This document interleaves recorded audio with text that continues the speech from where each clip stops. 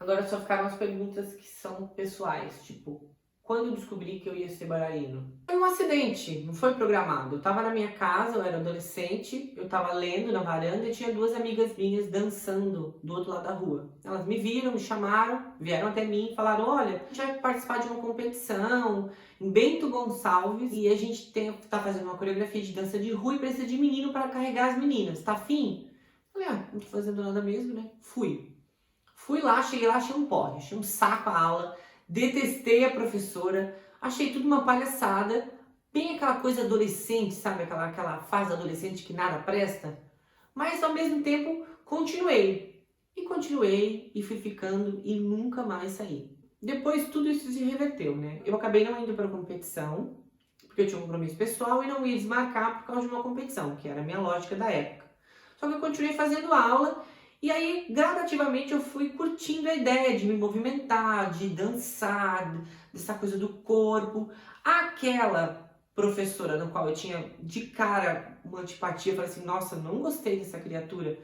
Nossa, isso depois se tornou o extremo oposto, que amo de paixão, que é a Luciane Ramos, a minha primeira diretora, minha primeira professora, que pessoa que eu amo nesses presentes da vida, que me introduziu nesse universo maravilhoso. Aí na sequência eu acabei ficando muito próximo dela, conhecendo toda a história, me apaixonando por tudo aquilo.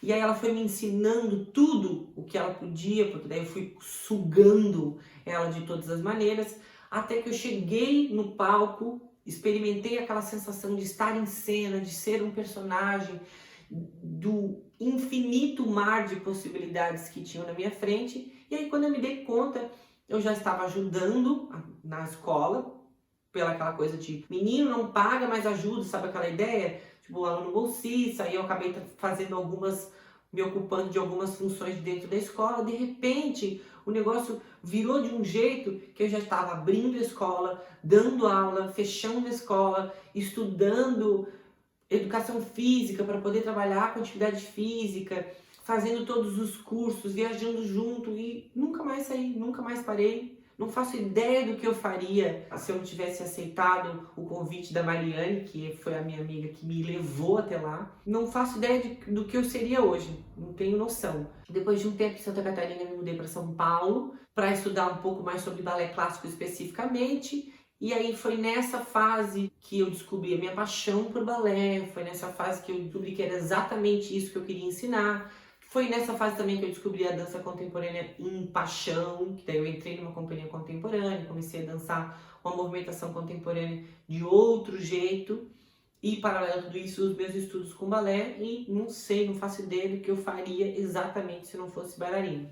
Ou seja, respondendo a pergunta, eu não descobri, foi um acidente. Eu já vou emendar numa próxima pergunta, que é se eu fiz algum teste para alguma escola internacional. Essa é uma pergunta meio complexa porque ela vem com uma série de ideias pessoais que eu tenho sobre o mundo da dança. No começo da minha carreira, na primeira fase, onde eu estava em Santa Catarina, por nenhum momento passou pela minha cabeça de ir estudar em outra escola. Eu amava o grupo, eu amava aquelas pessoas, eu adorava estar ali com aquelas pessoas em cena, vivendo tudo aquilo, e nem por um minuto pensava em sair dali. Quando eu decidi sair, eu saí porque eu queria estudar. Estudar mais, me aperfeiçoar mais e voltar para casa, digamos assim. A vida acabou tomando outros rumos. Quando eu cheguei nesse lugar onde eu pude estudar, eu descobri todo o universo do balé clássico, eu também descobri o universo contemporâneo. E aí, paralelo aos meus estudos de clássico, a gente começou uma companhia de dança contemporânea que chamava Equilíbrio, que tinha a direção da Silvana, e todo um trabalho super legal em volta, ecológico, com causas naturais, um trabalho super humano que eu amava, que é uma linha de trabalho que eu adoro até hoje, e a gente foi se profissionalizando e foi ganhando espaço e proporções maiores. E aí naquela época começou a ter um estalo assim, acho que eu vou para fora porque eu vou ser mais famoso, porque eu vou ganhar mais dinheiro, porque eu vou dançar mais. E aí eu comecei a lançar essa ideia de vou para fora, vou para fora, vou para fora. A vida rodou de novo e eu tive a oportunidade de sair pingando pelo Brasil à procura de uma super ultra mega companhia que tivesse tudo o que eu queria. E aí esse pinga-pinga levou muito tempo, para mim levou uma eternidade, mas foi um ano basicamente pingando em todos os lugares.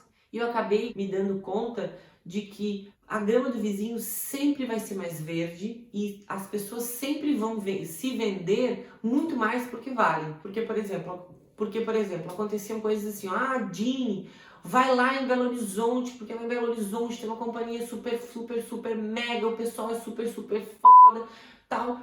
Eu chegava lá e olhava assim, igual, cara, igual a companhia que eu tava, mesmo esquema, tudo igual, eu conseguia visualizar a função das pessoas, eu ia embora. Vai no Rio de Janeiro, tem uma galera fazendo um trabalho super legal, não sei o quê. Ia no Rio de Janeiro, chegava lá e falava assim, caraca, igual, mesma coisa. Comecei a me dar conta, na época, isso é uma leitura pessoal minha, de que as coisas são iguais. E aí comecei a conhecer pessoas que estavam vindo da Alemanha, pessoas que tinham vindo da França, galera que tinha vindo de Nova York, falando sobre audição, mercado de audição, como que funcionam as grandes companhias, a questão de incentivo, o incentivo brasileiro, o incentivo alemão, como que é a coisa do dinheiro.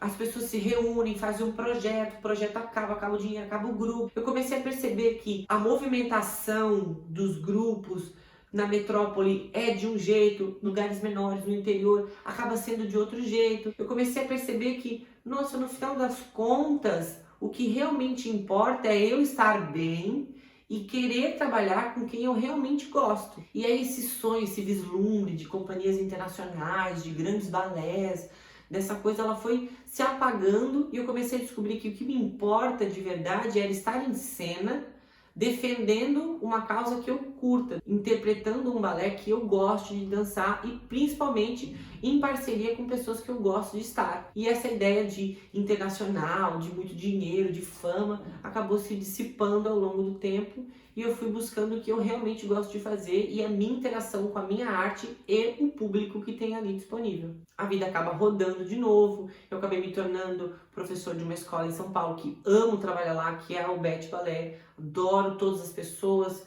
a direção é fantástica.